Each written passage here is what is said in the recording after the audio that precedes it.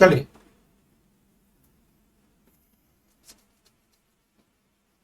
Start. तो the first session और second session में मैंने आपको सेक्शन नंबर 7 सप्लाई और नेगेटिव लिस्ट के बारे में बात की। Yes sir. तो section 1 name extent and applicability, section 2 definition, section 3, 4, 5, 6 administration, section 7 में जो था सेक्शन 7 आपका supply and section 8 is a composite technique supply. ठीक है।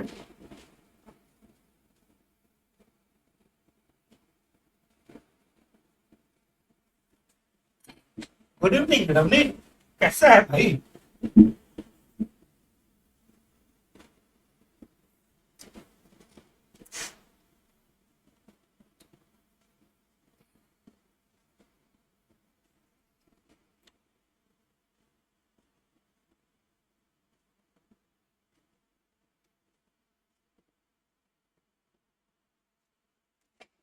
कोई दिक्कत है तो बोलो, नहीं तो मैं स्टार्ट करूं।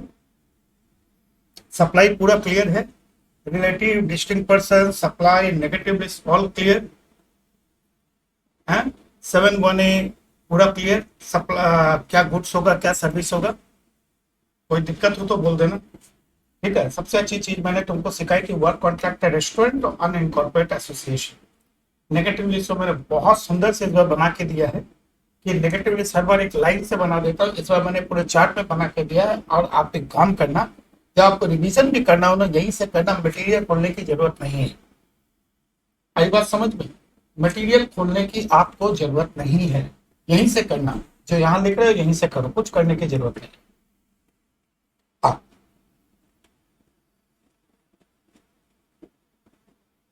सेक्शन 8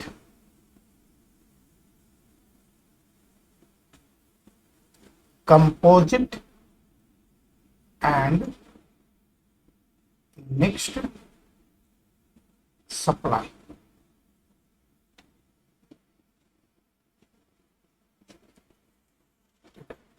सुनो, कई बार क्या होता है, एक सप्लायर जब सप्लाई करता है तो कुछ चीजें ऐसी होती है कि उसे वो साथ में ही प्रोवाइड करनी पड़ती है। जैसे आप कभी आईटीसी या जेडब्ल्यू मेरियट जरूर जाएंगे आप थोड़े दिन बाद, या फिर आप हयात गए, तो वहां पे आपको आपने रूम का टैरिफ पूछा तो बोलते हैं 7,000 रुपीज। फिर वो बोलते हैं इंक्लूडिंग ब्रेकफास्ट। तो आप सुबह उठ के ब्रेकफास्ट करने जा सकते हो, और अगर आपने ब्रेकफास्ट नहीं लिया, ब्रेकफास्ट उस समय नहीं लिया, तो सुबह ब्रेकफास्ट करने जाओगे 1200 रुपए की प्लेट आ जाएगी। तो is better take a breakfast. It's my suggestion to always take a breakfast and dinner, तो आपको फायदे में रहते हो। तो कुछ सप्लाई जब मैं करता हूं और वो इस तरीके से होती है कि एक के साथ दूसरी सप्लाई भी जाती है, एक के साथ दूसरी हम देते हैं, वो देता है बंदा, एक के साथ जब वो दूसरी सप्लाई देता है, और वो दोनों सप्लाई नेचुरली बंडल होती है। जैसे आप वंदे भारत में ट्रैवल करते हो तो वंदे भारत में आपको कैटरिंग की सर्विस मिलती है। ऐसा थोड़ी है कि अलग से कैटरिंग की सर्विस है, वो दो साइड, कैटरिंग की अलग सर्विस हो गई, ट्रांसपोर्टेशन एक अलग सर्विस हो गई कुछ। और इस दौरान आपको जो सप्लाई होती है उसमें कुछ गुड्स भी हो सकता है, सर्विस भी हो सकती है, सर्विस प्लस सर्विस भी हो सकती है, गुड्स प्लस गुड्स भी हो सकता है। तो व्हेन टू और मोर सप्लाई, टू और मोर टैक्सेबल सप्लाई, टू और मोर टैक्सेबल सप्लाई, जैसे हम पढ़ाते हैं आप से जो फीस देते हैं उसमें मटेरियल भी साथ में देते हैं, सर्विस प्लस गुड्स का परफेक्ट एग्जांपल हमारा मटेरियल का। तो टू और more taxable supply in conjunction, in conjunction and in continuation which are naturally bundle. अब वो नेचुरली बंडल है तो इसे हम लोग कंपोजिट सप्लाई कहते हैं। अब दो सप्लाई है, आप रहने गए थे हयात में, साथ में आपको रेस्टोरेंट सर्विस भी मिल गई, पर उसमें प्रिंसिपल सप्लाई क्या थी? क्या खाना खाने गए थे या रहने गए थे? बोला रहने गए थे, यानी कि accommodation is the principal supply. Accommodation का रेट 12% है, रेस्टोरेंट का 18% है, कौन सी रेट पे लगाएंगे? बोला 12% पे जो प्रिंसिपल रेट की सप्लाई होगी। अब आप ट्रांसपोर्टेशन गए, वंदे भारत में बैठे, साथ में कैटरिंग है, वंदे भारत में बैठे 12%, कैटरिंग का 18%, तो कौन सा लोगे? 12%, क्योंकि प्रिंसिपल सप्लाई तो मेरा ट्रांसपोर्टेशन था। तो ये दोनों, पर मिक्स में ठीक उल्टा हो जाता है। When two or more supply in conjunction and in continuation, which are not naturally bundled but sold at a single price, that is called mixed supply. अब इसका सबसे अच्छा एग्जांपल मैं हमेशा देता हूं। आप अगर मान लो आप अगर बर्गर किंग में जाते हो तो बर्गर किंग में बर्गर है और वो कई बार ऑफर देता है, बर्गर भी देता है, कोल्ड ड्रिंक भी देता है, साथ में और कुछ दे देता है और पूरा एक कॉम्बो दे देता है 500 रुपए का सिंगल प्राइस पे। पर क्या वो जो सिंगल प्राइस पे आपको एक पेस्ट्री दे रहा है, एक बर्गर दे रहा है, एक कोल्ड ड्रिंक दे रहा है, वो अलग अलग भी तो बिक रहे हैं, यानी कोई नेचुरली बंडल नहीं है, उसने तो कॉम्बो बना के बेचा सिंगल प्राइस पे। तो ऐसे सिचुएशन में सबका अलग अलग रेट है। अब जब सबका अलग, क्योंकि कोल्ड ड्रिंक है तो 28% जंक फूड में गया चला गया वो, तो ऐसी सिचुएशन में कौन सी रेट लोगे, क्योंकि नेचुरली बंडल तो है नहीं, सब अलग अलग इंडिविजुअल बिकते हैं। तो ऐसी सिचुएशन में वो कहता है कि जो हाईएस्ट रेट होगी वो वाला रेट को आपको पकड़ना पड़ेगा। तो composite and mix supply section 8।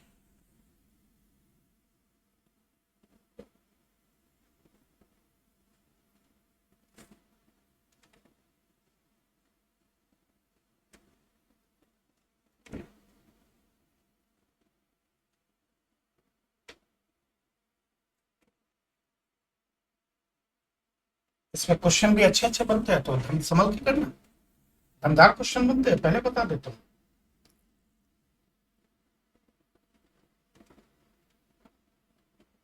देखो,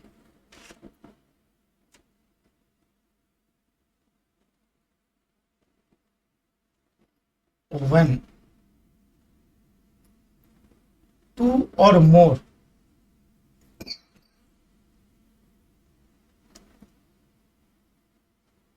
taxable supply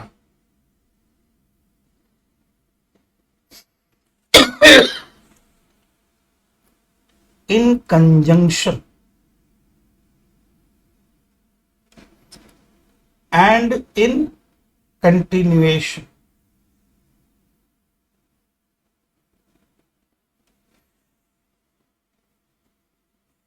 एक सेकेंड और अच्छे से करते हैं। टू और more taxable supply of goods और services, when two or more taxable supply of goods or services or both, when two or more taxable supply of goods or services or both,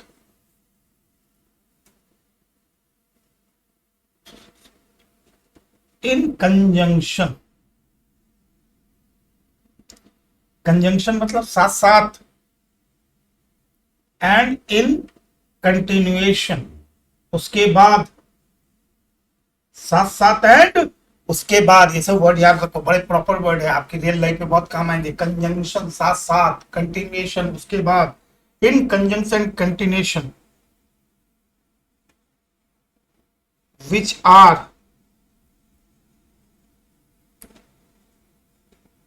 naturally bundled। Naturally bundle आप उसको कुछ नहीं कर सकते हैं, natural bundle and supplied in ordinary course of business, supplied in ordinary course of business. तो ऐसे cases में हम क्या देखेंगे, कौन सी रेट को देखेंगे, प्रिंसिपल सप्लाई की रेट को देखेंगे।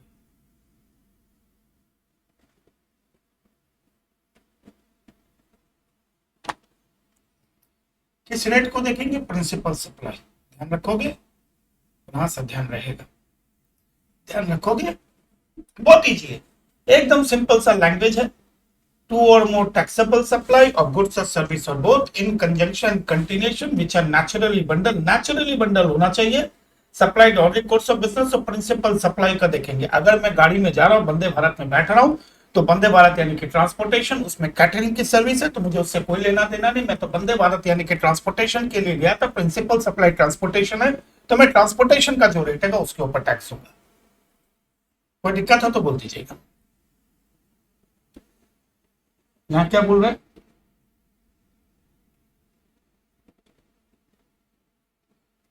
when two or more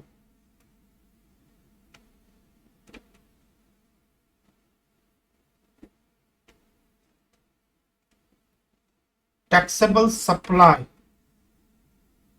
थोड़ा सा एक्टिव हो जाए यार, मजा नहीं आता है पढ़ाने में। गुड्स और सर्विसेज और बोथ, और बोथ इन कंजंक्शन, देखो लैंग्वेज ठीक है। देखो यहाँ क्या लिखा, व्हेन टू और मोर टैक्सेबल सप्लाई, तो व्हेन टू और मोर टैक्सेबल सप्लाई। अब यहाँ पे सबसे इंटरेस्टिंग चीज क्या है, ये टैक्सेबल वर्ड मिसिंग है, ये सब समझे। यहाँ पे टैक्सेबल वर्ड मिसिंग है, यानी कि कंपोजिट में बोला टू और मोर टैक्सेबल सप्लाई, यहाँ के बोला व्हेन टू और मोर सप्लाई, टू और मोर सप्लाई ऑफ गुड्स और सर्विसेज। तो ऐसा वर्ड को मतलब समझो कि क्या मिसिंग है, इन कंजंक्शन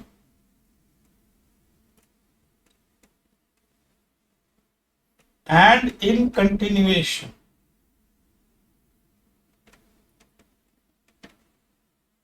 ठीक है, तो मैं एक इसके अच्छा एक और वर्ड ऐड कर सकता हूं, हाँ करिए सर ना, मजा आएगा। टू और मोर इंडिविजुअल सप्लाई, ये वर्ड कितना मजा आ गया। टू और मोर इंडिविजुअल सप्लाई, जैसे बर्गर अलग है, कोल्ड ड्रिंक अलग है, पेस्ट्री अलग है, टू और मोर इंडिविजुअल सप्लाई टैक्सेबल नहीं, यानी कि मिक्स्ड में एक कहावत है हमारे मारवाड़ी में, गेहूं के साथ घुन भी पिसा जाता है। सिंगल प्राइस में जब प्रोडक्ट को कर रहे तो हो सकता है उस कॉम्बिनेशन में एक दो प्रोडक्ट ऐसे भी जो एकदम सप्लाई है, फिर भी उसके ऊपर हाईएस्ट रेट लग जाती है क्योंकि सिंगल प्राइस पे लगता है। इसे टू और more individual supply of goods or service of both in conjunction continuation which are not naturally bundled,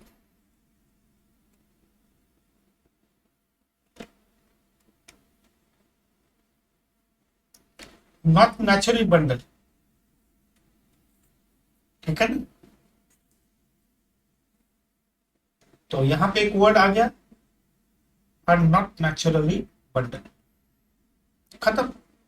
are not naturally bundled at single price, किस प्राइस पे, सिंगल प्राइस पे। ऐसे केसेस में रेट कौन सा लेंगे, ऐसा तो बहुत सारे गुड्स है, तो ये कहते हैं हाईएस्ट।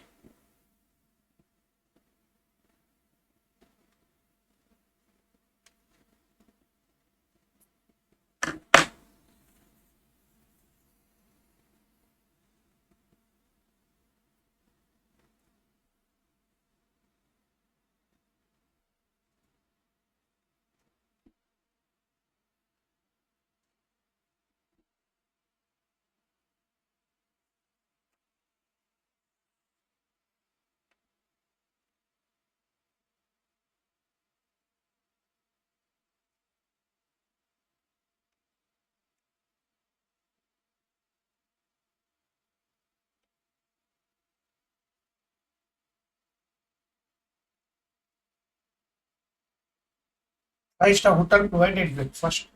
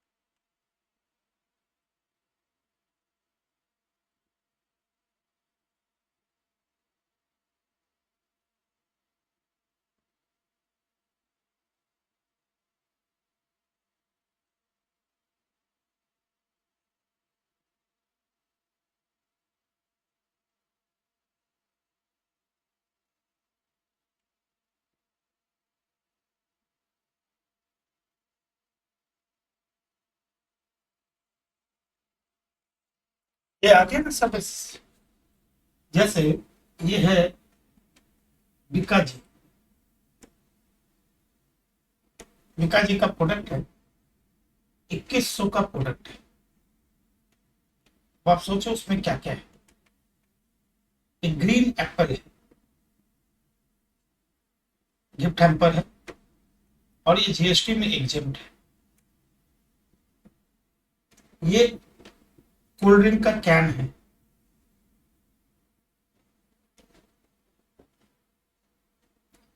जिसका रेट 28% है। एक काजू बर्फी है, 12%। ड्राई फ्रूट्स है, 12%। मान लो भुजिया है, 5%। ठीक है। स्वीट्स है,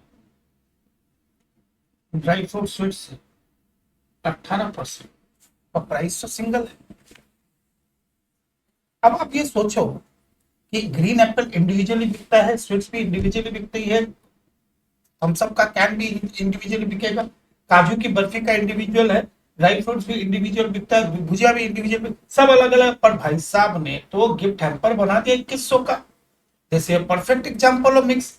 अब इसके ऊपर जो रेट लगेगी, किस रेट पे लगेगी? 28%। क्यों? है तो मैं क्या करूं?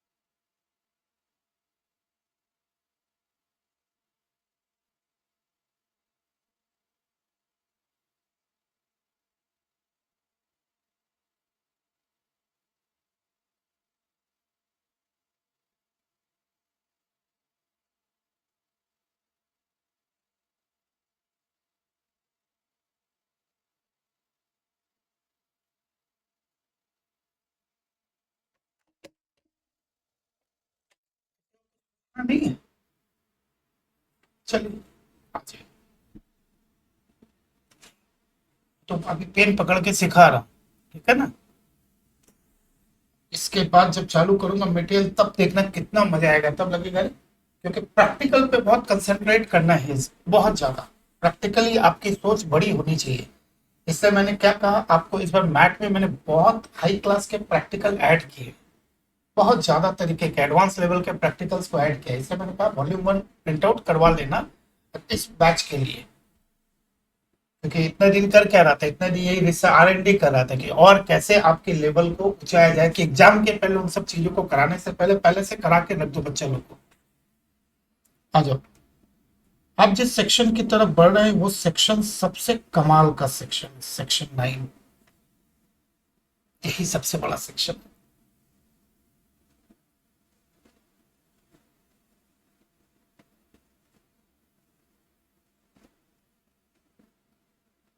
4 जीबी।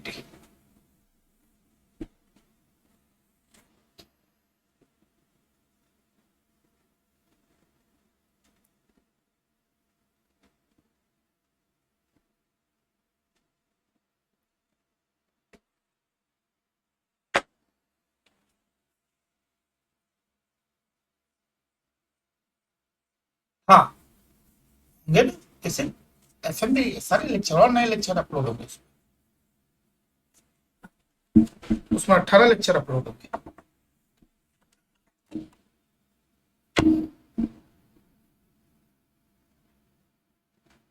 एक सेकंड है, कुछ रिप्लाई मांग रहा है बच्चा।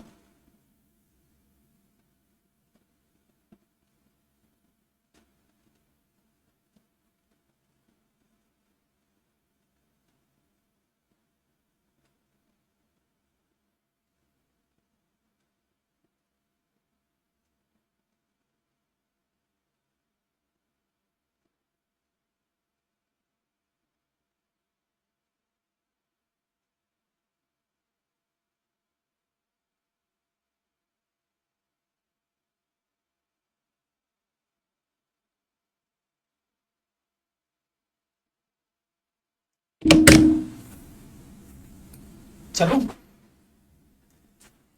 अच्छा एक बात बताओ, सिंपल सा एक बात बताओ, जीएसटी कौन देगा? दो पार्टी है ना, एक को अपने कहते हैं सप्लायर, एक को अपने कहते हैं रिसिपिएंट, दो है।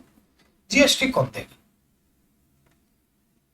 91 2 3 4 कंज्यूमर, ठीक है, very good.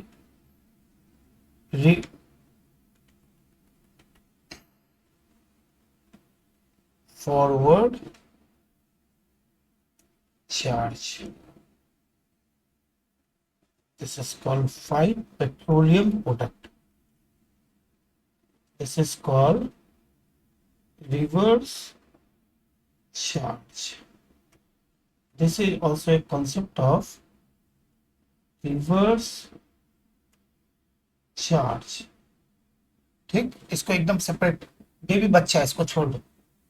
And 5 is specific services, इस स्पेसिफिक सर्विस में HAT एंड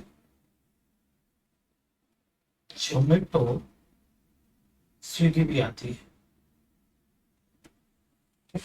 नहीं बेटे, याद रखना कशिश, कोई भी चीज को याद रखना, जब आपसे क्वेश्चन पूछा जाए कि जीएसटी कौन देगा, तो हमेशा अपने दिमाग पे सेट करके रखना क्वेश्चन का पैटर्न। क्वेश्चन ये कहना चाह रहा है कि सरकार किससे जीएसटी लेगी। जब मैं कहता हूँ ना जीएसटी कौन देगा, तो जीएसटी कंज्यूमर देगा, वो तुम्हारी और मेरी भावना है, पर सरकार किसका कॉलर पकड़ेगी? डायरेक्ट टैक्स में तो सरकार कशिश का कॉलर पकड़ती है, इसिल का पकड़ती है, ठीक है ना, सूर्य कुमार का पकड़ लेगी, श्रवण कुमार का पकड़ लेगी, दिव्या का पकड़ लेगी, पर आईडीटी में ये चीज तो नहीं है। तो सरकार किसका कॉलर पकड़ेगी कि भाई जीएसटी दो? तो सरकार हमेशा जिसका कॉलर पकड़ेगी उसको बोलेंगे क्या? Supplier is liable to pay GST. माने रिलायंस अगर कोई चीज को सप्लाई कर रहा है तो Reliance is liable to pay GST to the government. Reliance बाद में वो रिकवर कर लेगी कशिश से, विक्रम बियानी से, या फिर इसिस से, या सर्विस से, हम लोगों से रिकवर करेगी, पर सरकार तुम्हारा और मेरा कॉलर नहीं पकड़ेगी, सरकार रिलायंस को पकड़ेगी। मैंने नहीं भी दिया तो रिलायंस को पकड़ेगी। तो supplier is liable to pay GST. आई बात समझ में बच्चा? आई बात समझ में कि सरकार किसका कॉलर पकड़ेगी? इन जनरल, जनरल किसका पकड़ेगी? सप्लायर। 5 पेट्रोलियम प्रोडक्ट का मतलब, जिसको लेके कल निर्मला सीतारमण जी ने बड़ा बड़ा स्टेटमेंट दिया कि सेंट्रल गवर्नमेंट राजी है, स्टेट गवर्नमेंट के पाले में गेंद है। तो पहला है 5 petroleum product, crude, high speed diesel, HHD भी बोलते हैं इसको। क्रूड हो गया, क्रूड ऑयल हो गया, हाई स्पीड डीजल हो गया। बताओ बताओ, सुनो तो सही, तुम लोग भी बताओ मुझे।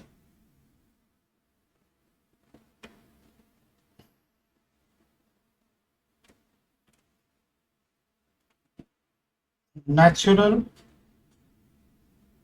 गैस, एविएशन टर्बाइन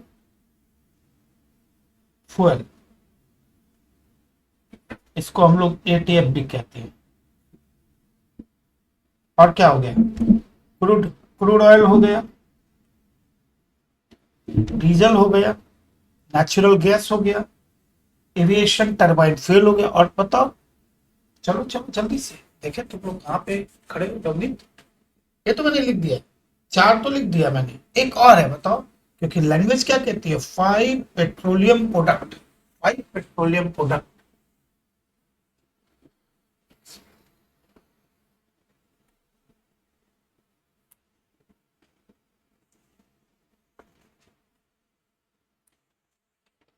ये भी नहीं बता सके, इतना टाइम लगा।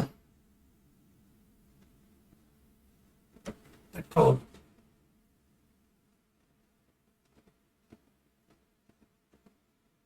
ये 5 देख रहे हो ना, 1 2 3 4 5, इन 5 के ऊपर जीएसटी के लिए कहा गया है, अभी नहीं अभी नहीं अभी नहीं अभी नहीं। इसका मतलब क्या हुआ, याद है, अल्कोहलिक लीकर, अल्कोहलिक लीकर के ऊपर एक्ट बोलता है, अल्कोहलिक लीकर के लिए बोलता है कभी नहीं, पर इनके लिए बोलता है अभी नहीं। इस 5 पेट्रोलियम प्रोडक्ट, याद रखना, हम लोग को सबसे इन जनरल सबको क्या पता है, पेट्रोलियम प्रोडक्ट के ऊपर जीएसटी नहीं लगता। नहीं, पेट्रोलियम प्रोडक्ट तो हजारों होते हैं, लड़कियां नेल पॉलिश लगा रही उसमें भी पेट्रोल है, पेट्रोल वही पेट्रोलियम प्रोडक्ट है। हम जो लिप गार्ड लगा रहे हैं वो भी पेट्रोलियम प्रोडक्ट है भैया। तो सारे पेट्रोलियम प्रोडक्ट की बात थोड़ी है, बात थोड़ी केवल 5 की। इन 5 पेट्रोलियम प्रोडक्ट के ऊपर पेट्रोल हो या क्रूड हो या इस पे डीजल हो, नेचुरल गैस हो, एविएशन टर्बाइन फ्यूल जिससे हवाई जहाज चलता है, इनके ऊपर जीएसटी अभी नहीं है। पर जब कल निर्मला सीतारमन जी का जो मीटिंग में ये बात हुई तो हो सकता है, कुछ भी हो सकता है। रिवर्स चार्ज का मतलब, अभी तक हमने क्या देखा कि supply, Reliance is liable to pay GST, collar, सरकार किसका कॉलर पकड़े, रिलायंस का। देयर सर्टेन सिचुएशन, कुछ ऐसी ऐसी घटनाएं घटेंगी जहां पे रिसिपेंट का कॉलर सीधा गवर्नमेंट पकड़ेगी, जैसे डायरेक्ट टैक्स में पकड़ती है ना जो इनकम अर्न करता है, ठीक उसी तरीका से कंज्यूमर यानी कि रिसिपेंट, जो रिसिपेंट है is liable to pay GST.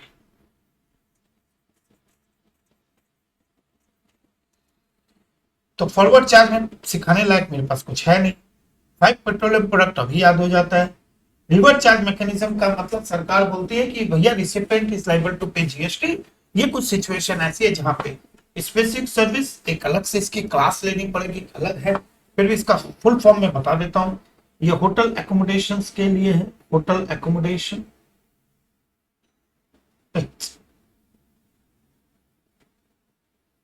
ये तुम्हारा हाउसकीपिंग, accommodation, transportation,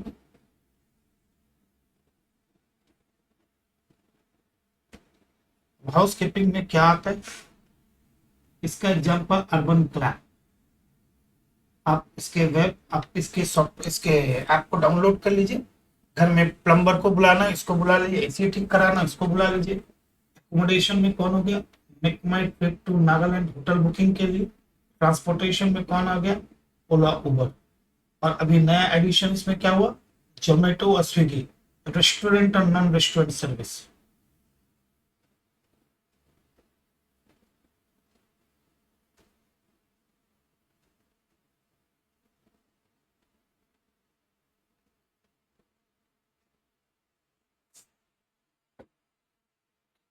ये पूरी कहानी है।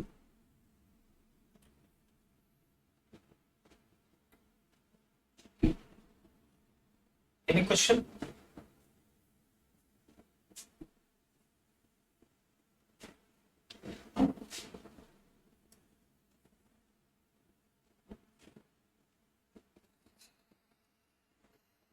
सबसे इंपॉर्टेंट सेक्शन है, फिर बता दे रहा हूं। बोला ना 9(1) में कोई दिक्कत नहीं है, general in ordinary course of business supplier ही देगा। 5 पेट्रोलियम प्रोडक्ट के ऊपर अभी नहीं लगेगा। मेन है रेसिपिएंट इज लायबल। इसका जो मैंने सेपरेट लिखा है, ये में सेपरेट एक सेशन होना चाहिए इसका, अगर मस्त एक पूरा सेशन इस वजह से सर्विस के ऊपर होना चाहिए, क्योंकि इसके ऊपर इंस्टीट्यूट की नजर रहती है। हो गई बात खत्म। चल, सबसे पहले हम देखते हैं, अगर मैं जीएसटी को अगर मुझसे कोई पूछे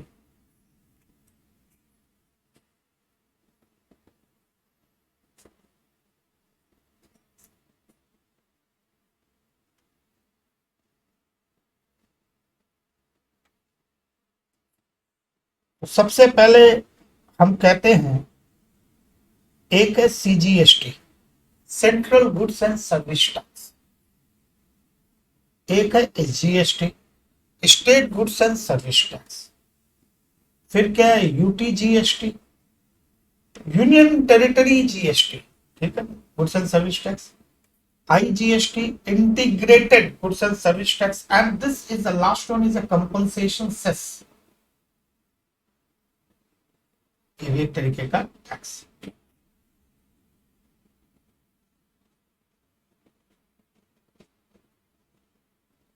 No, Shankar. Only these 5 products, only these 5 products in this raw capacity, no GST. If these are the part of any other product, like in case of lip guard, in case of lipstick, in case of nail polish, GST is there. When this product are sold in this form, in the crude oil form, in the petroleum form, in the high speed diesel या natural gas, then no GST will be there. Okay. तो C indicate क्या करता है, central GST. S क्या indicate करता है, state GST. U क्या indicate करता है, यूनियन टेरिटरी जीएसटी। I क्या करता है, integrated GST and compensation cess. Any question? तो एक बात बताओ, मुझे क्या लग रहा है ना, मुझे मेरा पर्सनल व्यू क्या कह रहा है कि जो केवल एक जो क्या कह रहा है, जैसे जो कुछ एक्स्ट्रा कराने का मन हो, मैं एक्स्ट्रा क्लास दे के टॉपिक वाइज कराता हूँ। पूरा जीएसटी फिर से कराना तुम लोग को देख के लग नहीं रहा है। इससे अच्छा फाइनल का क्लास लो, वहां बच्चे ज्यादा एग्रेसिव रहते हैं, तुम लोग तो सो रहे होते। देखो ध्यान से, आपको सबसे पहले पता है यूनियन टेरिटरी कौन कौन सी है? अरे ये बताओ, यूनियन टेरिटरी कौन कौन सी है?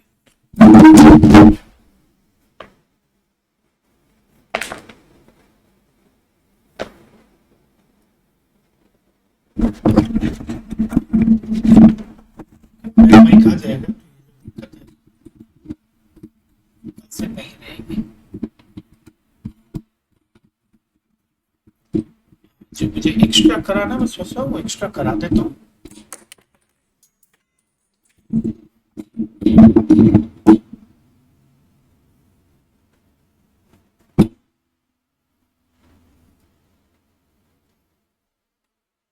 मैं यूनियन टेरिटरी की बात करूंगा तो क्या क्या आएगा?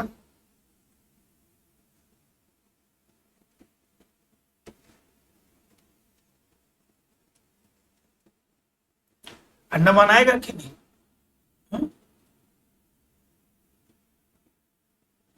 अंडमान एंड निकोबार जिसको बोलते हैं,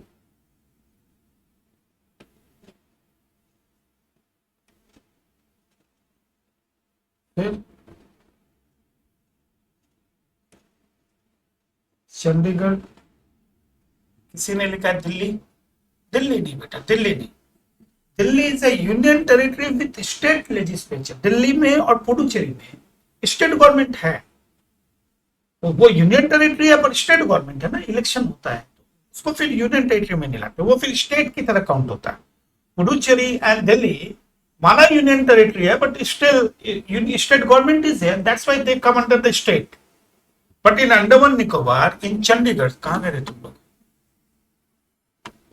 इन अंडमान निकोबार, इन चंडीगढ़,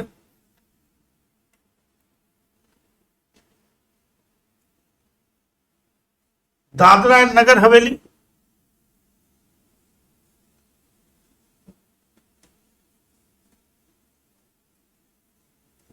दादरा एंड नगर हवेली पहले एक ही था, ठीक है ना, और दमन एंड दीव था अलग, अब उसको एक साथ कर दिया।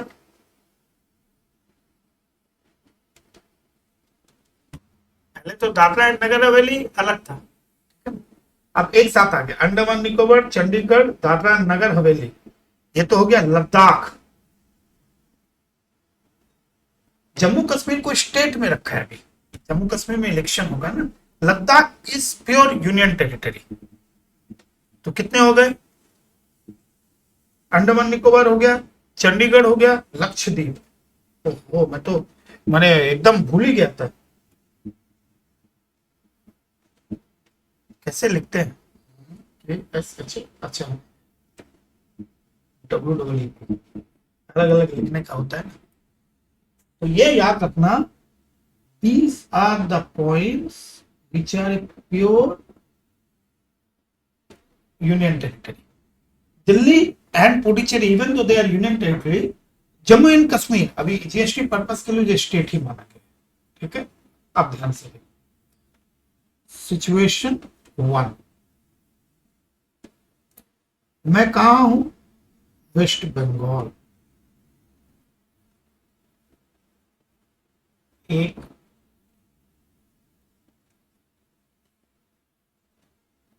दो,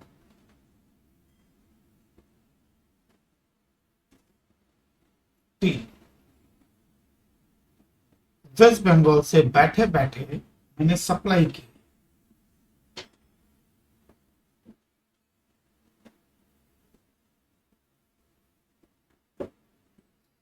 एक एग्जांपल में समझ लो चीजें, एक ही एग्जांपल में समझी जा सकते हैं, 10 एग्जांपल करने की कोई जरूरत ही नहीं।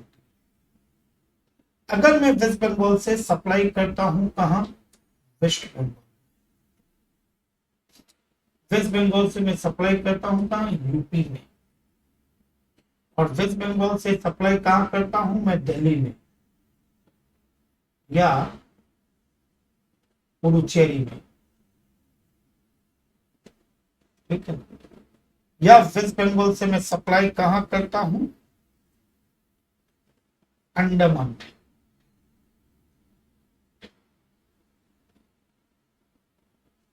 सारी पिक्चर हो गई,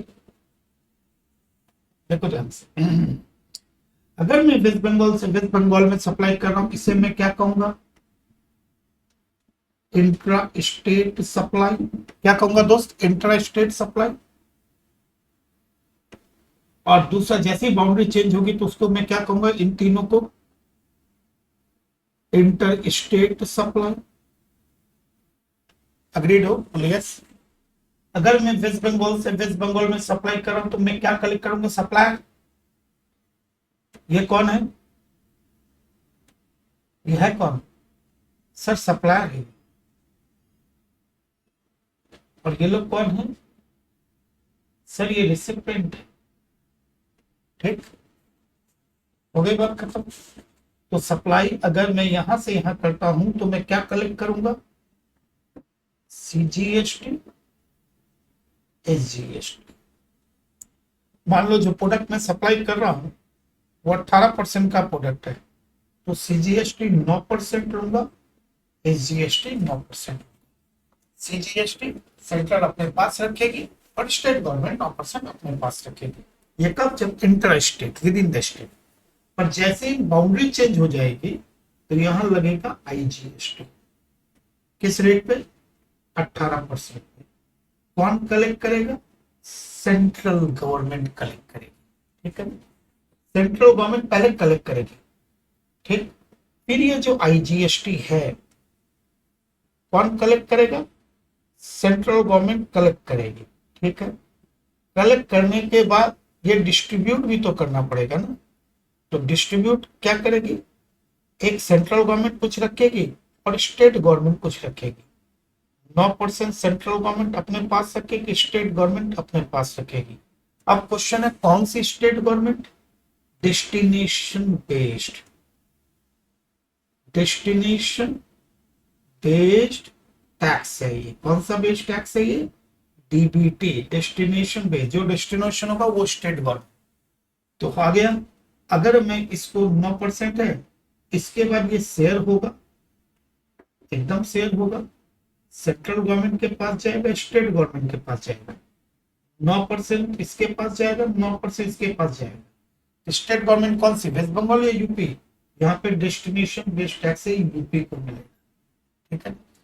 दिल्ली यूनियन टेरिटरी तो है, यूनियन टेरिटरी है with state legislature, state legislature, state legislature state government है, इसलिए यहाँ पे जो सप्लाई होगी उसके ऊपर भी आईजीएसटी ही लगेगा 18% का। ठीक है ना, जो सेंट्रल गवर्नमेंट कलेक्ट करेगी, बाद में बांट देगी।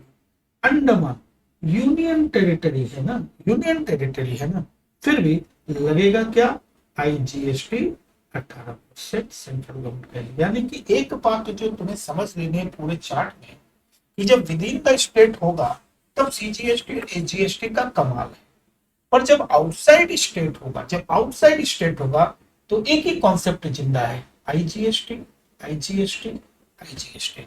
यानी कि जैसे ही बाउंड्री चेंज होती है, जो टैक्स लगता है उसका नाम है IGST, IGST, IGST, IGST.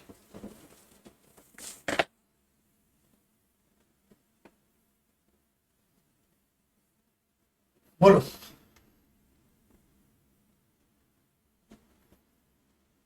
All clear?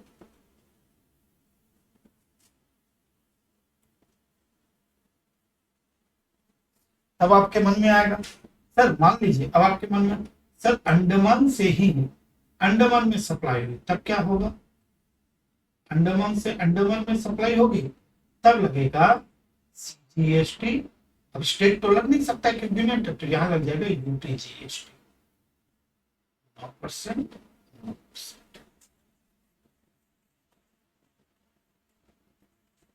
नहीं सर्विस वो चेंज नहीं, वो चेंज नहीं आगे ना, बता दिया ना भूमिका कशिश, with in the with in अगर होगा दिल्ली में ना बेटा, इंटर स्टेट किया ना इसी का, आपने क्या किया, वेस्ट बंगाल से दिल्ली भेजा, Delhi union territory with state government है। ठीक है, वो भी बाद में बात करते हैं, और इतना याद रखो जैसे ही बाउंड्री चेंज हो गई, इंटर स्टेट होगा, एक ही टैक्स लगता है वो आईजीएसटी। आईजीएसटी पहले कौन कलेक्ट कर लेता है, सेंट्रल गवर्नमेंट। उसके बाद वो क्या करती है, बांट देती है, आधा आधा कर देती है। तो आधा आधा जब करती है तो आधा अपने तो रखी, आधा कौन सा स्टेट को देगी, तब बोलता है डेस्टिनेशन बेस्ड टैक्स है। तो डेस्टिनेशन कहाँ था, दिल्ली, तो दिल्ली को दे देगी, पुडुचेरी को दे देगी। पर अगर विद इन द स्टेट, अगर with in the union territory, ये था विद इन द स्टेट, अगर with in the union territory तब सीजीएसटी के साथ, जैसे यहाँ पे क्या था, सीजीएसटी है, GST, state government with in the state भी क्या था, या with in the union territory है, तो क्या कलेक्ट होगा, यूटी जीएसटी। अब पूछो, कुछ पूछना है तो? हाँ, जैसे इसी ने फिर पूछा कि सर यूटी से, तो मैंने कहा ना रटो मत, रटोगे जिस दिन तो गड़बड़। फिर अंडमान से तुमने बिहार भेजा, इंटर है या इंटरा है, सर इंटर है। जैसी बाउंड्री चेंज होगी तो क्या लगेगा, आई चेंज।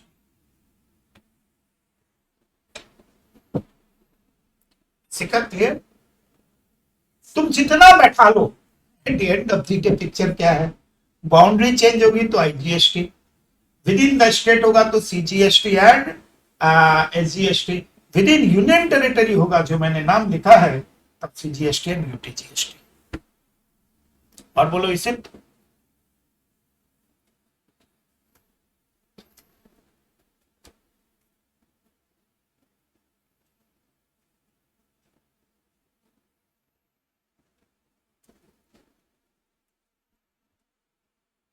कोई भी मन में शंका हो पूछ लो।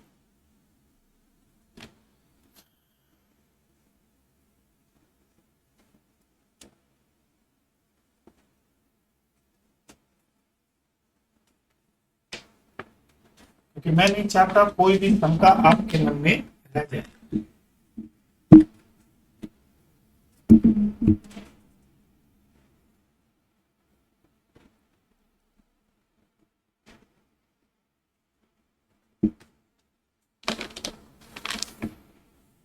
सिक्का कुछ पूछना बेटा?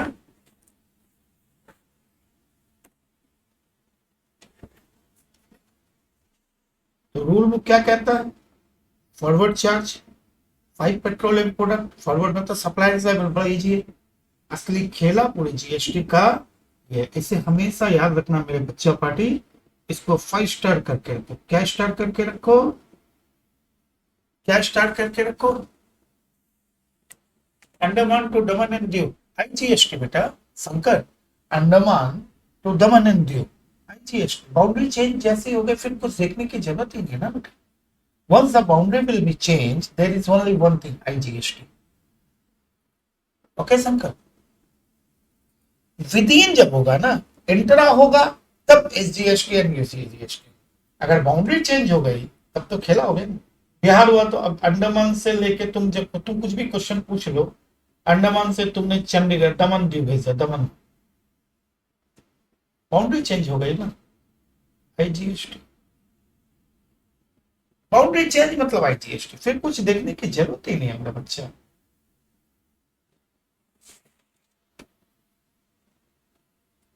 कहानी में कुछ भी डाल दो।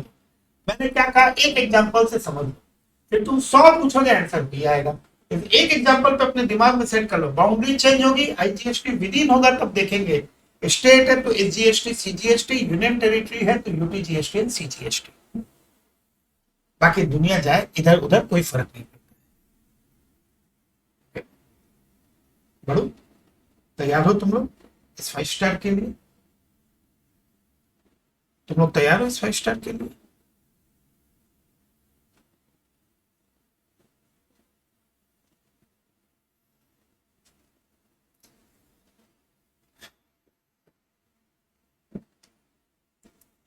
एक बार सबको बोल दो यस, तो मजा आ जाए।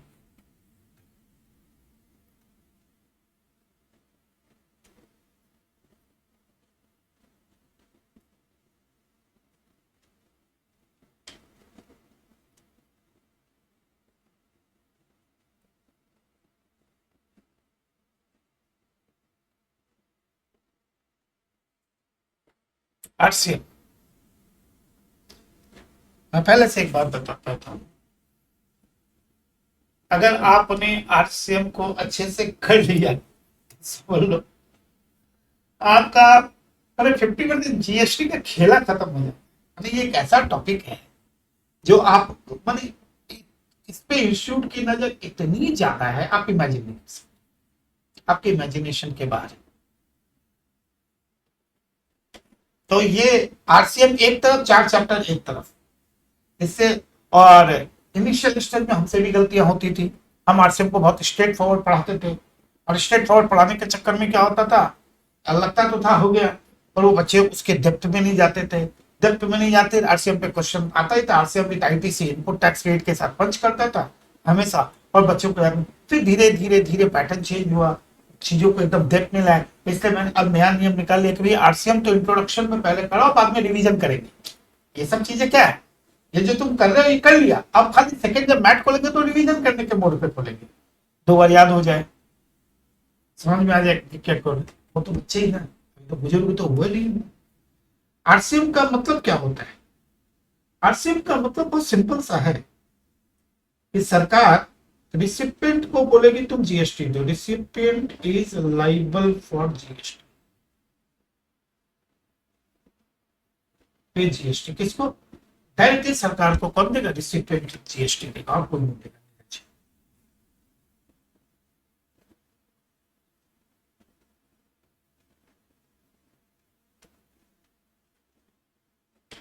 एक,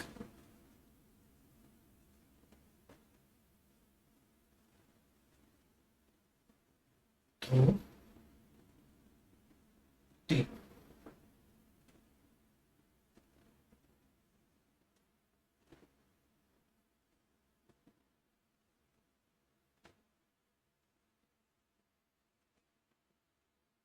this is name is goods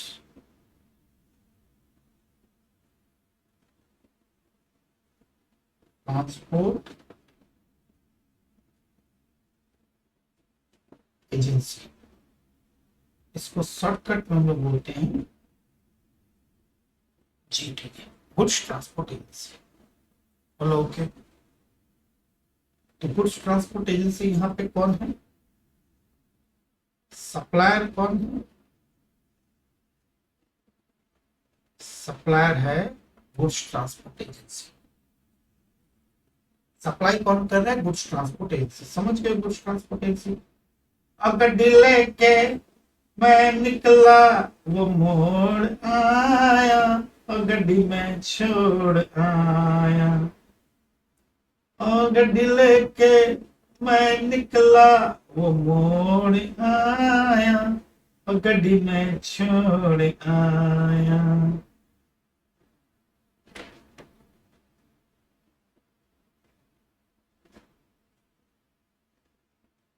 GTA और रोड गाड़ियां चलती है। सप्लायर कौन है? जीटीए। रिसिपेंट, अब है रिसिपेंट।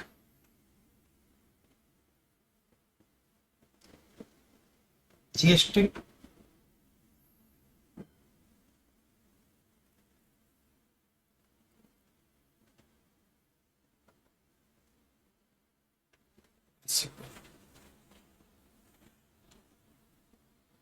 ठीक है। रिसिपेंट कौन? वन,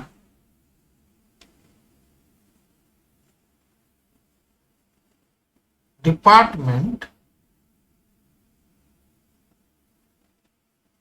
और एस्टैब्लिशमेंट।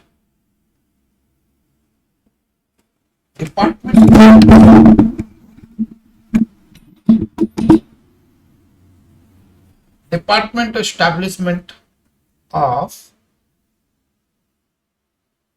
सेंट्रल गवर्नमेंट का कोई डिपार्टमेंट रिसिपेंट है, स्टेट गवर्नमेंट का कोई है, यूनियन टेरिटरी का कोई है, हो सकता है। Department establishment of central government, state का, यूनियन टेरिटरी, या फिर रिसिपेंट करना लोकल अथॉरिटी। तो आप जानते हैं लोकल अथॉरिटी कौन होती है? म्यूनिसिपैलिटी है।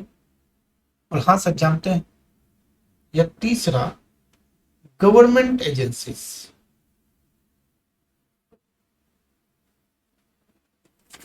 ये लोग तीन है। कौन कौन है? या तो department establishment of central government, state government, local authority, या लोकल अथॉरिटी या government agency. They are the recipient. भैया रिसिपेंट कौन है? ठीक है ना। इन लोगों ने जीएसटी में, इन लोगों मतलब department of central government, state government, local, union territory, ये रिसिपेंट। लोकल अथॉरिटी रिसिपेंट है या गवर्नमेंट एजेंसी रिसिपेंट है। इन लोगों ने जीएसटी में अपने आप को रजिस्टर करवाया है, कोई महान काम करने के लिए नहीं, केवल टैक्स डिडक्ट करने के लिए। ये लोग रजिस्टर हैं। ये तीनों जो रिसिपेंट है ये लोग रजिस्टर्ड है। Registered under GST only to collect TDS. ये नालायकों का कोई काम नहीं है। खाली इन्होंने अपने आप को जीएसटी में रजिस्टर करा के रखा है। Registered under GST only to collect TDS. Supply apply करने के लिए नहीं, खाली कलेक्ट करने के लिए। तो रिसिपेंट कौन है? ऐसे ना आंख बंद करो, याद रखो। रिसिपेंट कौन है? Central government, state government, union territory का, यूनियन टेरिटरी का, यूनियन टेरिटरी का कौन? सेंट्रल गवर्नमेंट डिपार्टमेंट, या कौन? लोकल अथॉरिटी, या कौन? Government agency. अच्छा अच्छा, हाँ बेटा, हाँ हो पाएंगे। रिसिपेंट कौन है?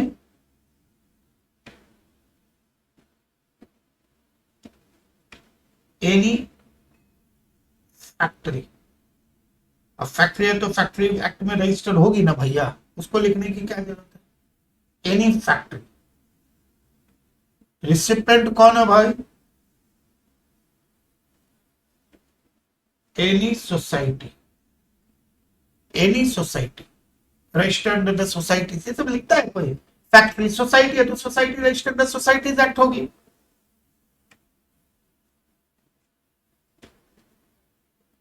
Any cooperative society, any cooperative society, अच्छा, any factory, any society, any cooperative society. तो रिसिपिएंट कौन? जीटीए किसको सर्विस दे रहा है? फैक्ट्री को। जीटीए किसको सर्विस दे रहा है? सोसाइटी को। सोसाइटी कौन? सोसाइटी रजिस्ट्रेशन एक्ट में रजिस्टर होगी, कोऑपरेटिव एक्ट में होगी। हाँ sir,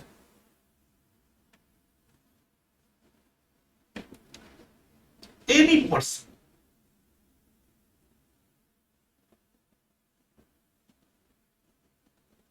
any person registered under GST. ओ, कोई भी बंदा जो जीएसटी में जिसने रजिस्ट्रेशन ले लिया है वो रिसिपेंट है। वाह। पांचवा, any casual taxable person, CTP, casual taxable person, इसको हम लोग बोलते हैं सीटीपी, कैजुअल टैक्सेबल पर्सन। बरसाती मैडम, बरसाती मैडम। पार्टनरशिप फर्म, कितना हो गया? सात। बॉडी कॉर्पोरेट,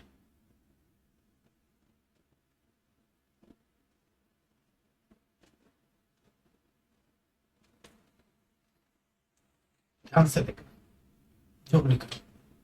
अगर recipient department of central government, state government, local authority या फिर गवर्नमेंट एजेंसी है जिन्होंने अपने आप को जीएसटी में रजिस्टर कराया खाली टीडीएस के लिए, तो जो जीटीए इनको जो सर्विस दे रही है वो एग्जेम्प्ट, उसके ऊपर कोई जीएसटी नहीं लगेगा।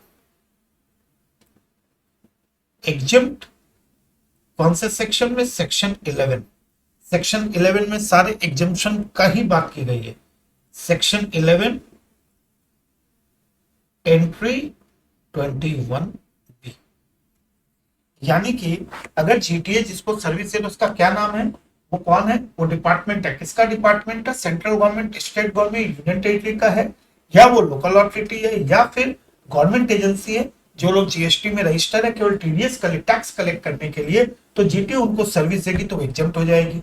ठीक है। अब क्वेश्चन है सर, अगर जीटीए फैक्ट्री को सर्विस दे, सोसाइटी को सर्विस दे, कोऑपरेटिव सोसाइटी को दे, कोई भी बंदा जो जीएसटी में रजिस्टर उसको दे, या सीटीपी को दे, या पार्टनरशिप फर्म को दे, बॉडी कॉर्पोरेट को दे, तब क्या होगा? अगर इन लोगों को जीटीएस सर्विस दे रही है, यहां पे आएगा reverse charge mechanism. Reverse charge mechanism का मतलब ये लोग जीएसटी देंगे। तब लड़के ने पूछा कि सर एक बात बताइए, अगर जीटीएस सर्वेश को दे, यानी कि दिव्या को दे, इशिका को दे, नीरज भाई को दे, शंकर नारायण को दे, तो ऐसे सिचुएशन में कौन जीएसटी देगा? रिसिपिएंट इनको छोड़ के any other person, any other person, Ram शाम जदू मधु, इनको छोड़ के एनी अदर पर्सन तो आ गया ना। हाँ सर आया ना। तब क्या होगा? उस केस में भी वो क्या हो जाएगा, यानी कि अगर जीटीए विक्रम यानी को सर्विस देता है, विक्रम यानी ना तो फैक्ट्री है, ना सोसाइटी है, ना कोऑपरेटिव है, और ना विक्रम यानी हो सकता है जीएसटी में भी रजिस्टर नहीं है, ना फर्म है।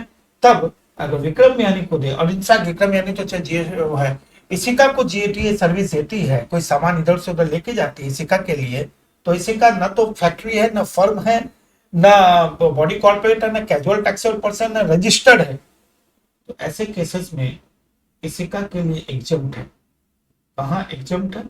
सेक्शन 11 में, सेक्शन 11 एंट्री नंबर 21A।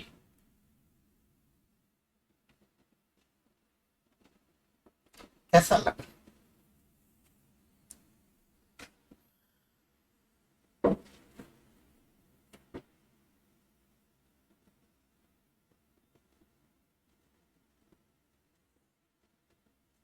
पहले बोलो यही याद हुआ कि सबसे इंपॉर्टेंट है। आप एक बात बता देता हूँ, आरसीएम का सबसे इंपॉर्टेंट केस यही है।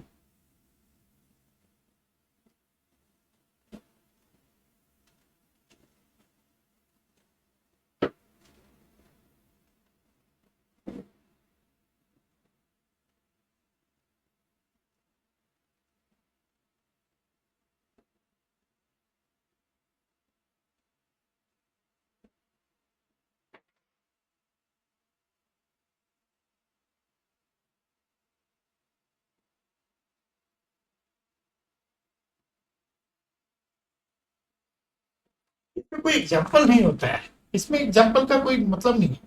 टीडीएस का रूल होता है tax deducted source who can collect the TDS. TDS के रूल है कि ये लोग जो central government, state government, unit, अगर आपको टीडीएस कलेक्ट करना है, टीडीएस कब कलेक्ट करते हैं, जब कोई पेमेंट करते हो तो उसमें कुछ टैक्स काट के रख लेते हैं। ये इन लोगों के पास ही पावर है। Who can collect the TDS? The department establishment of central government, state government, union territory, local authority, public sector undertaking, they can only deduct TDS. तो टीडीएस कलेक्ट करने के लिए पहले उनको क्या करना पड़ेगा, रजिस्टर करना पड़ता है, रजिस्टर करना पड़ता है। ठीक है, तो ये वो एंटिटी है जो टीडीएस कलेक्ट करने के लिए एलिजिबल है, तो उनको रजिस्टर करना पड़ता है। और जीटीए इन्हीं लोगों को अगर सर्विस दे रही है तो वो एग्जेप्ट है। दादा, इनके जीटीए रजिस्टर आएगा बेटा, वो अभी आएगा, इसके नीचे जो जगह है ना वहां पे आएगा, फिर वहां पे आएगा। नया ऑप्शन है ये, तो अभी आया ना, 2023 में ही तो आया नया प्रोविजन कि जीटीए चाहे तो जीटीए भी दे सकता है। पर अभी तो हम पहले अपना पूरा पिक्चर खड़ा कर ले। सप्लायर कौन, जीटीए, रिसिपिएंट कौन, वो गवर्नमेंट की एजेंसीज जिन्होंने अपने आप को जीएसटी में रजिस्टर कराया केवल टीडीएस कलेक्ट करने के लिए, तो जीटीए एग्जेप्ट, तब वो सर्विस एग्जेप्ट है। राम साम जदू मधु को देता है वो भी एग्जेप्ट है। पर अगर रिसिपिएंट कौन है, फैक्ट्री है, सोसाइटी है, कोऑपरेटिव सोसाइटी है, एनी पर्सन जो जीएसटी में रजिस्टर है, पार्टनरशिप फर्म है, कैजुअल टैक्सेबल पर्सन और बॉडी कॉर्पोरेट है, तब कौन देगा, आरसीएम। आरसीएम मतलब दे आर लायबल। और वहीं पे अगर जीटीए इसिका को देता है या सर्विस को देता है या कपिल भाई को देता है तो वो भी एग्जेम्प्ट है। ठीक है, अब एक नया प्रोविजन ऐड हुआ। क्या प्रोविजन में हुआ कि नो आरसीएम। अच्छा एक बात बताओ, अगर मैं लिखता हूं नो आरसीएम, इसका क्या मतलब है? एक सिंपल लॉजिक से सोच के रखना, एकदम सिंपल से जवाब दे। अगर मैं ये कहता हूं नो आरसीएम, इसका क्या मतलब है?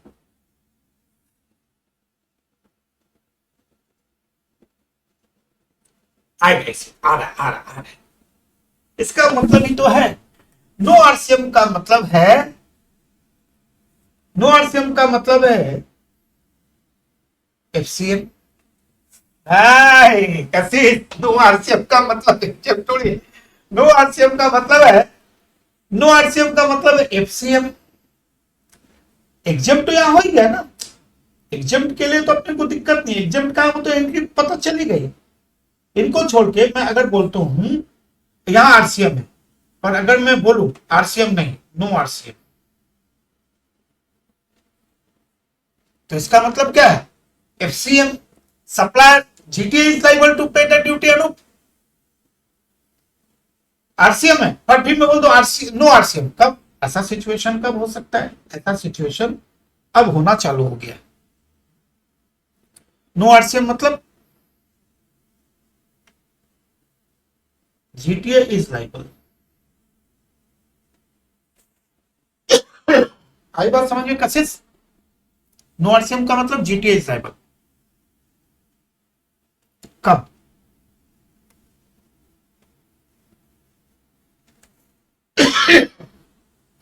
जीटीए यानी कि supplier has taken registration, has taken registration under GST. GTA ने क्या किया, अपने आप को रजिस्टर करा लिया एंड एक्सरसाइज, एक्सरसाइज मतलब वॉल एक्सरसाइज नहीं, of exercised the option, exercise the option to pay tax on the services,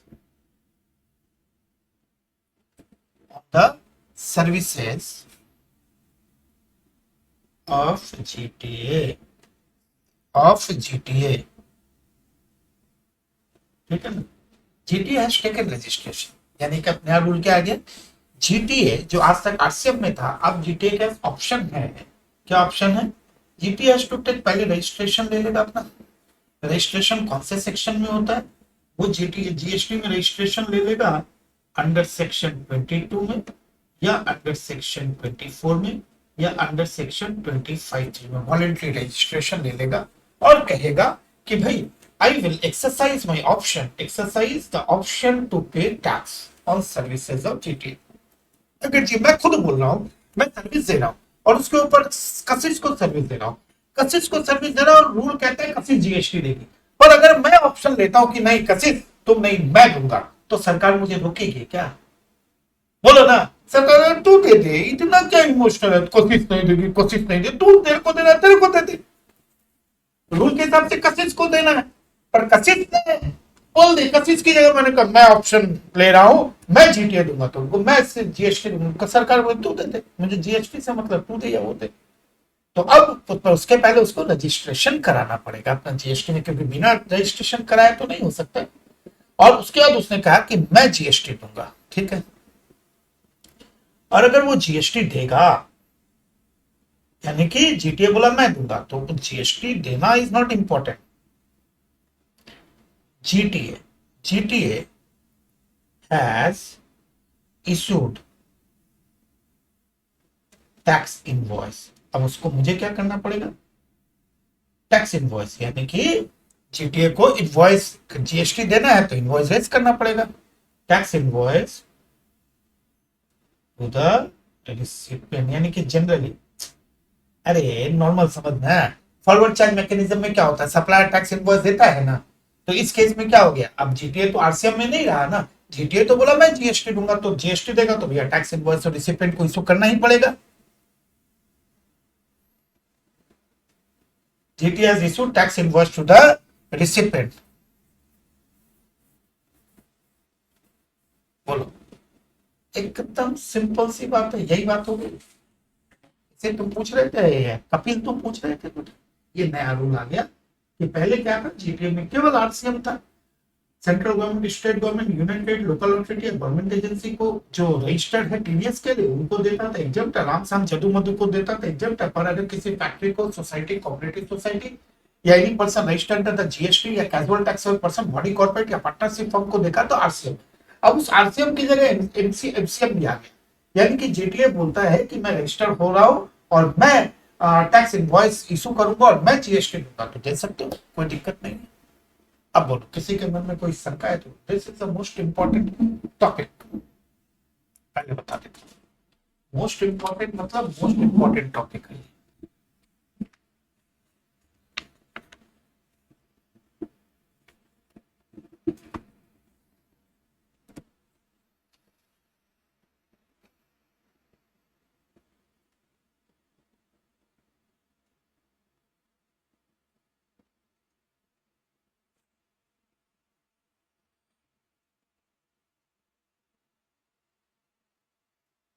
कुछ पूछ नहीं रहे यार तुम।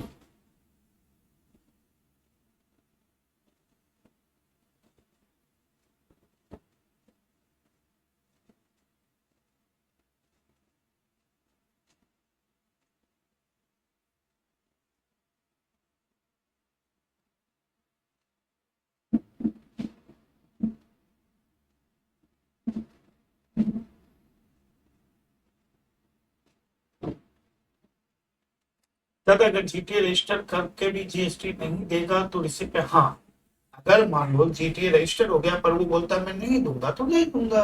आरसीएम तो जिंदाबाद है ही ना बेटा, इन लोगों के लिए तो आरसीएम जिंदाबाद है, कुछ कर ही नहीं सकता है। वो जब तक मैं अंडरटेकिंग नहीं लेता हूं कि मैं दूंगा तब तक तो आरसीएम है। लेकिन कहा तो जाता तो देना ही नहीं टैक्स, अब वो खुद रजिस्टर करवा के क्यों देगा। लेकिन कहा तो इसे वो ये काम करेगा इनपुट टैक्स क्रेडिट को लेने के लिए, क्योंकि अगर वो रजिस्टर्ड नहीं और जीटीए नहीं दे तो उसे आईटीसी नहीं मिलता है। तो वो अपने आप को आईटीसी को पाने के लिए उसने ये काम इश्यू कर दिया कि मैं जीएसटी दूंगा, तो मैं जीएसटी दूंगा तो इनपुट टैक्स क्रेडिट भी मैं ही क्लेम करूंगा। ये सारा गेम आईटीसी का है, सारा का सारा गेम बेटा आईटीसी का है।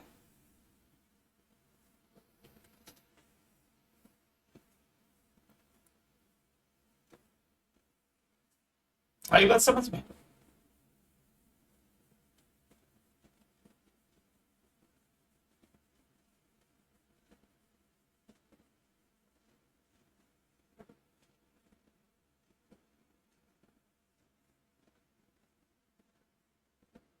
चलो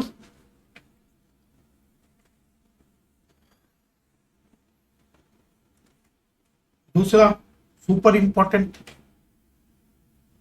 ईटे वाला पहला था ना,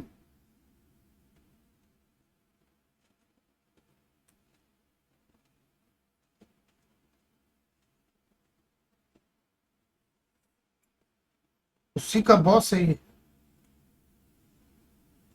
टू। ध्यान से देखो,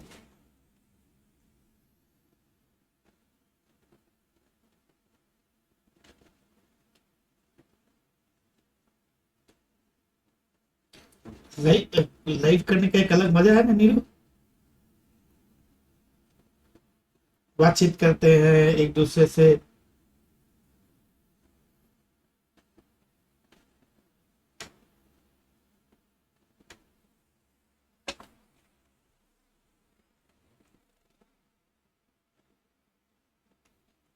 ये कौन है, काला कोट। रिप्लाई बहुत लेट आता है, लेट पहुंचता होगा। ये कौन है, काला कोट।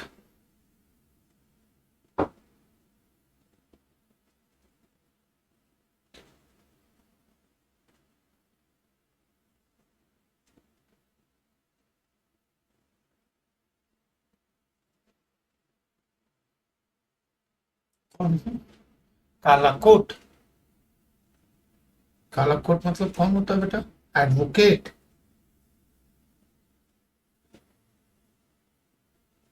या फर्म ऑफ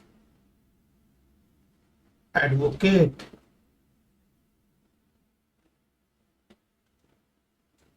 या तो एडवोकेट या फर्म ऑफ एडवोकेट, ऐसे फर्म तो प्रोफेशनली बनाते हैं। एडवोकेट ये है सप्लायर,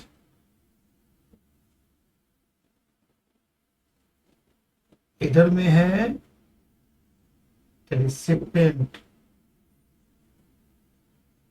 रिसिपेंट कौन है, गवर्नमेंट, लोकल अथॉरिटी। गवर्नमेंट में central government, state government, union territory सब आ गया, आ गया ना। हाँ, government entity, central government, state government, union territory सब आ गया। लोकल अथॉरिटी भी आ गई, गवर्नमेंट एजेंसी, गवर्नमेंट एंटिटी भी आ गई, and government authority.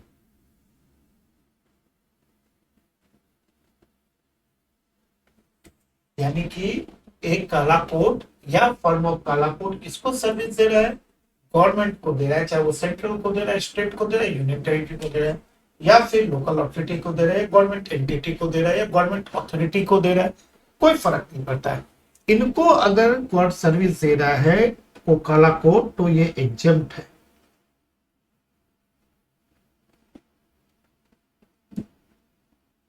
Section 11 entry 45। Section 11 याद रखो, एंट्री वेंट्री याद रहे तो वेल एंड गुड, नहीं याद रहे तो राम राम जपो वाला कहानी कर लेना, ठीक है ना। काला कोट किसको सर्विस दे रहा है, काला कोट काले कोट को दे रहा है, काला कोट काले कोट को दे रहा है। या काला कोट किसको सर्विस दे रहा है, फर्म ऑफ एडवोकेट को दे रहा है। काला कोट काले कोट के, फर्म ऑफ एडवोकेट को सर्विस दे रहा है, कोई दिक्कत नहीं है। ये भी क्या है, एग्जम्प्ट है। काला कोट किसको सर्विस दे रहा है, इशिका को दे रहा है, नीरज भाई को दे रहा है, सर्वेश को दे रहा है, दिव्या को दे रहा है, कशिश को दे रहा है, विक्रम यानी को दे रहा है, मोहित को दे रहा है, सुनीता को दे रहा है, काजल को दे रहा है, इसी को दे रहा है, और ठीक है, अमरदीप को दे रहा है। अच्छा ठीक है। काला कोट काला कोट काला कोट।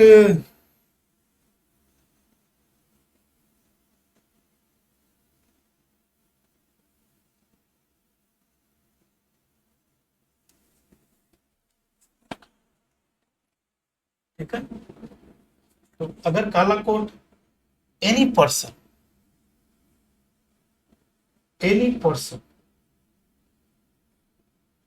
other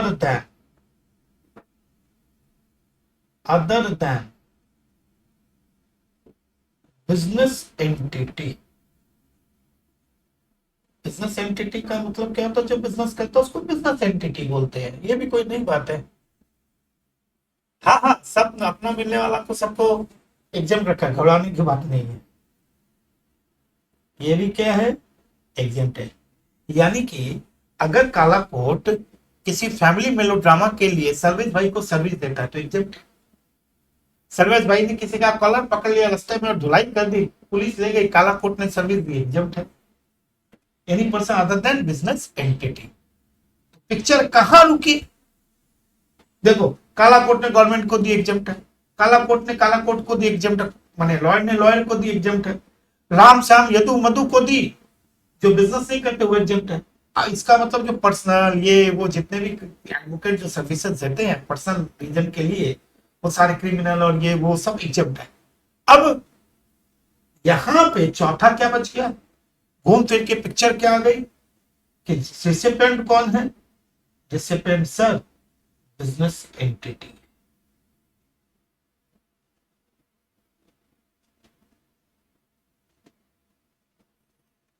रिसिपिएंट कौन है, बिजनेस एंटिटी। ठीक, अब बिजनेस एंटिटी खाली बोलने से नहीं होगा, इसमें भी कहानी है। इस बिजनेस एंटिटी, जिस बिजनेस एंटिटी की बात कर रहा हूं, उसका aggregate turnover,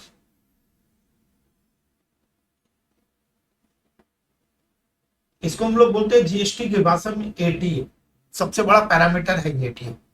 ATO of preceding financial year, अगर अभी चल रहा है क्या फाइनेंशियल ईयर 24-25, 23-24, तो हम किस साल का देखेंगे, 22-23 का। Aggregate turnover of preceding financial year of recipient, यानी कि बिजनेस रिसिपिएंट, ठीक है। Aggregate turn off preceding financial recipient is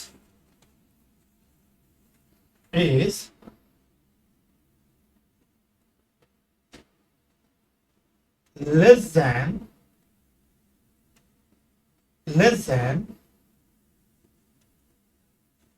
10, 20, 40 lakh।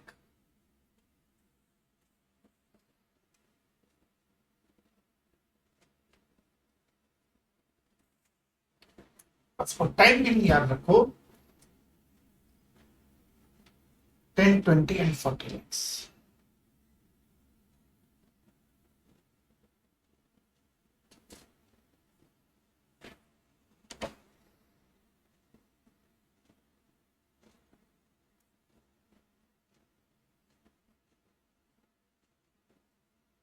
अच्छे सिखा देता हूँ।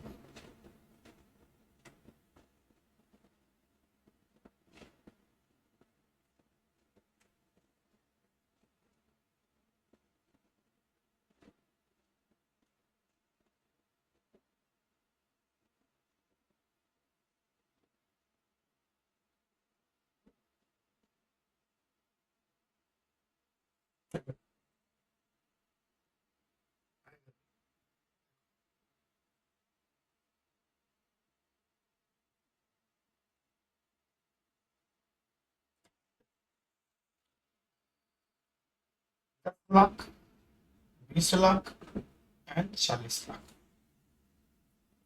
अगर आपका turnover more than equal to 10 है, मोर देन इक्वल टू 20 है, मोर देन इक्वल टू 40, कहा आपका अगर एटीओ, लिखना मत खाली समझने के लिए, फिर आगे लिखाऊंगा। अगर आपका एग्रीगेट टर्नओवर 10 लाख या 10 लाख से ज्यादा है, एग्रीगेट टर्नओवर अगर 20 लाख और 20 लाख से ज्यादा है, 40 लाख या 40 लाख से ज्यादा है, तो रूल सेक्शन अंडर सेक्शन 22 आपको जीएसटी में रजिस्ट्रेशन करा लेना पड़ेगा। आई बात समझ?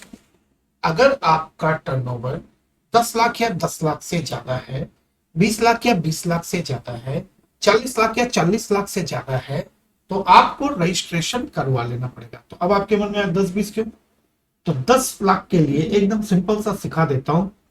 Make my trip to Nagaland, make my trip to Nagaland, make my trip to Nagaland. MMT तो तुमको याद ही रहता है, मेक माई ट्रिप, खाली ऐड कर दे Nagaland.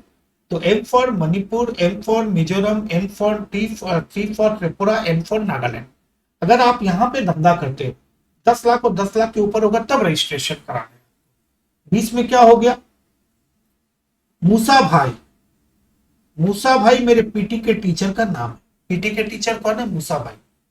P for Puducherry, T for Telangana, A for Arunachal Pradesh, S for Sikkim, U for Uttarakhand, N for Meghalaya. Musa भाई पीटी के टीचर। और rest of India, rest of India में 40 लाख के ऊपर है अगर आप गुड्स की सप्लाई करते हो। ओके, ये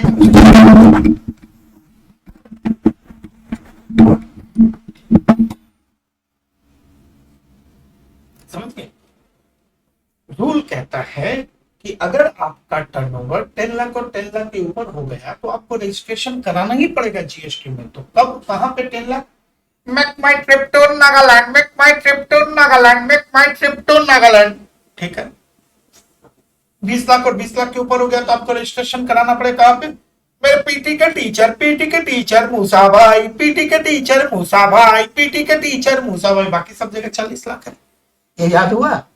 10 लाख और 10 लाख से ज्यादा उनसे रजिस्ट्रेशन कराना ही पड़ेगा, जीएसटी मैंडेटरी है। कहां पे? Make my trip to Nagaland, make my trip to Nagaland. और 20 लाख और 20 लाख के ऊपर मूसा भाई पीटी के टीचर, मूसा भाई पीटी के टीचर। बाकी रेस्ट ऑफ इंडिया में अगर केवल गुड्स की सर्विस सप्लाई करते हो तो 40 लाख और 40 लाख से कम। और अगर सर्विस करते हो तो फिर 20 लाख। वो बाद में बता दूंगा, उम्मीद करता हूं। तो ये लाइन के लिए मुझे ये पढ़ा बताना पड़ा, और कोई बात नहीं है। तो ये क्या बोला? ATO of preceding financial year, पिछले साल का एटीओ लेस देन 10 लाख, यानी कि जो बिजनेस एंटिटी है, अगर वो मूसा भाई make my trip to Nagaland में तो 10 लाख के नीचे है उसका रेंज उसका। और अगर मूसा भाई पीटी के टीचर है तो 20 लाख के नीचे है, बाकी 40 लाख के नीचे है। यानी कि वो नॉट, इसका मतलब सीधा सीधा बोलूं, नॉट लाइबल फॉर रजिस्ट्रेशन। यानी कि पिछली साल का टर्नओवर के चक्कर में नॉट लाइबल फॉर रजिस्ट्रेशन है, तो इस बार क्या हो जाएगा? एग्जेम्प्ट। बोलो, कैसा लगा, कैसा लगा, कैसा लगा मेरे तो। अब बताओ, ये अब उल्टा बोलो। अब आपके मन में क्वेश्चन आएगा ना बेटा त्रिवेदी जी, क्या बोलेंगे? त्रिवेदी बोले, सर अगर मान लीजिए पिछले साल बिजनेस एंटिटी का टर्नओवर 10 लाख, 20 लाख, 40 लाख से ज्यादा है तो business entity is liable to pay GST RCM. कोई टेंशन की बात ही नहीं। और बोलो,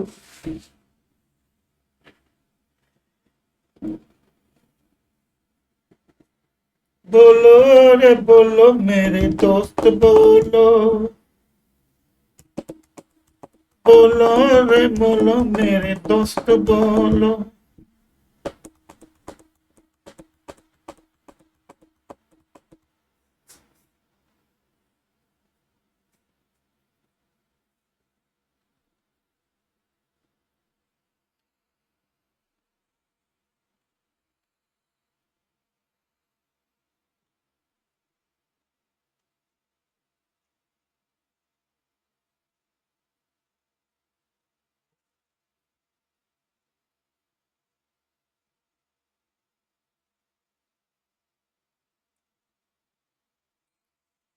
क्या बोलो?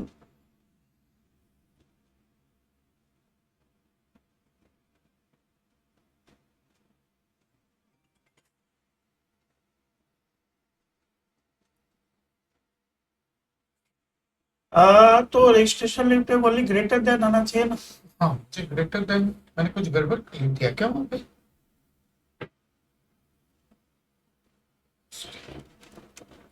भावना में बैके लिख दे भाई, भावना में बैके लिख दे। More than 10, more than 20, touch करते ही रजिस्ट्रेशन तो कराना ही पड़ेगा।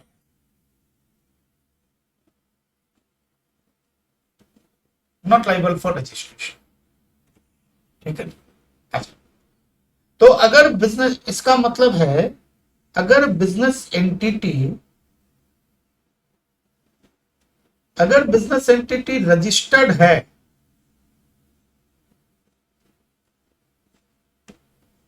तो फिर क्या आएगा, आरसीएम है।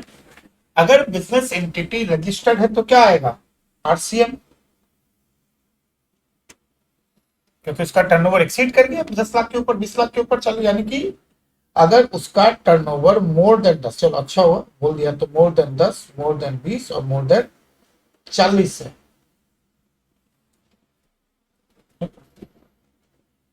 इसको हम बोल सकते हैं लेस देन इक्वल, बोलने के लिए, तो टच होते ही फिर रजिस्ट्रेशन तो आई है, ठीक है।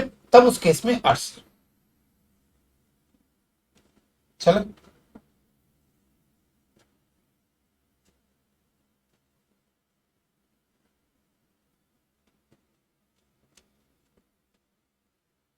झूम बराबर झूम बराबर झूम बराबर झूम।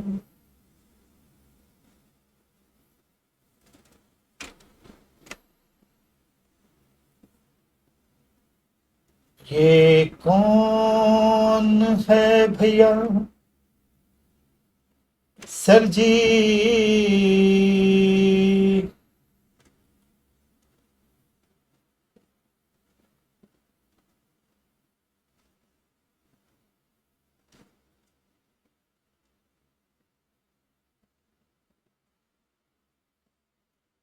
ये है सीनियर एडवोकेट।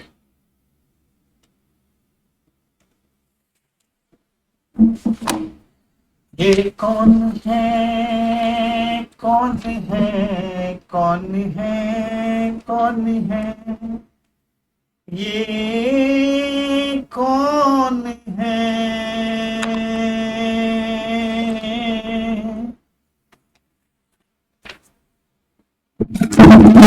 तुम भी कर लेते, ये मौका तुम्हें नहीं मिलेगा मेरे दोस्त मेरे भाई।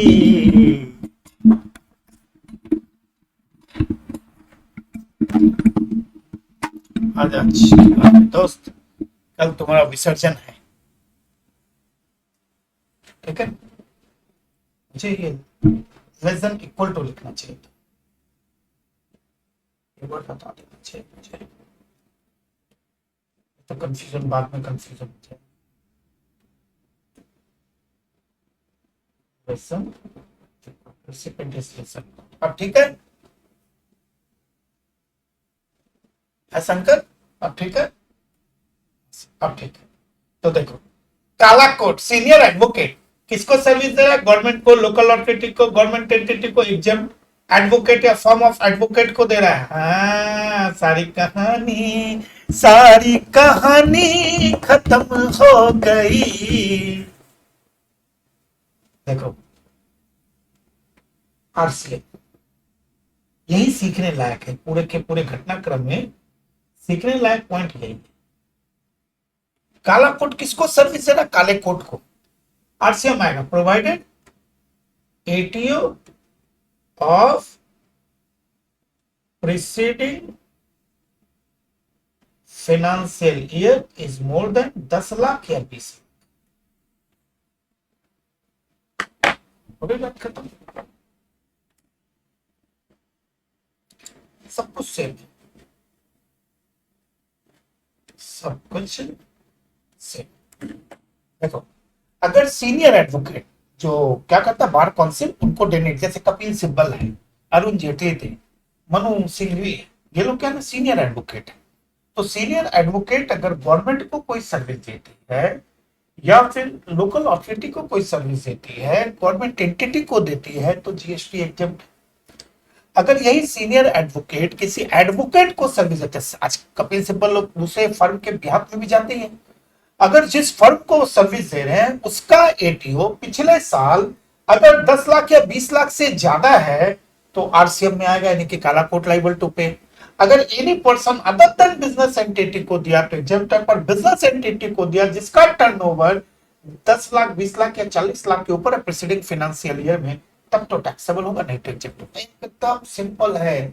आपको मैं एक बात बता देता हूं, आपने एक नहीं एक साथ दो दो बड़े सेक्शन को कवर किया है। एक को बोलते हैं एंट्री नंबर 45 सेक्शन 11, ठीक है ना। ये भी एक वेरी वेरी इंपॉर्टेंट है, इसलिए इसको अभी से रखो 5 स्टार, ठीक है ना। तो काला कोट अगर काले कोट को दे तो एग्जेम्प्टर, काला कोट अगर किसी गवर्नमेंट एजेंसीज को दे एग्जेम्प्टर, काला कोट अगर नॉन बिजनेस एंटिटी को दे, रामसाम जदू मधु विक्रम बयानी को दे तो एग्जेम्प्टर, काला कोट अगर बिजनेस एंटिटी को दे, वो बिजनेस एंटिटी जिसका टर्नओवर पिछले साल 10 लाख या 20 लाख या 40 लाख के ऊपर यानी कि रजिस्टर्ड होना पड़ा उसे, तब तो जीएसटी लगेगा आरसीएम में, नहीं तो वो भी एग्जेम्प्ट है। खाली एक इंटरेस्टिंग चीज सीनियर एडवोकेट में, सीनियर एडवोकेट अगर एडवोकेट को सर्विस दे और उस एडवोकेट का एटीओ 10 लाख और 20 लाख के ऊपर था प्रेसिडेंट फाइनेंशियल ईयर में, तो आरसीएम में, नहीं तो एग्जेम्प्ट है। किसी को कुछ पूछना है तो प्लीज रेज योर क्वेश्चन,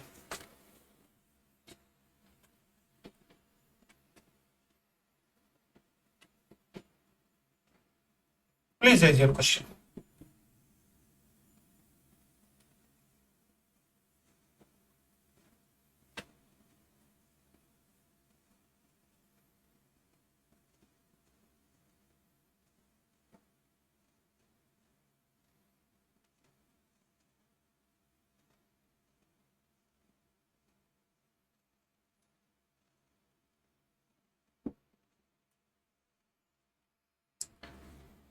चलो तो फिर कल मिलते हैं शाम को 7 बजे। Thank you very much, enjoy करो।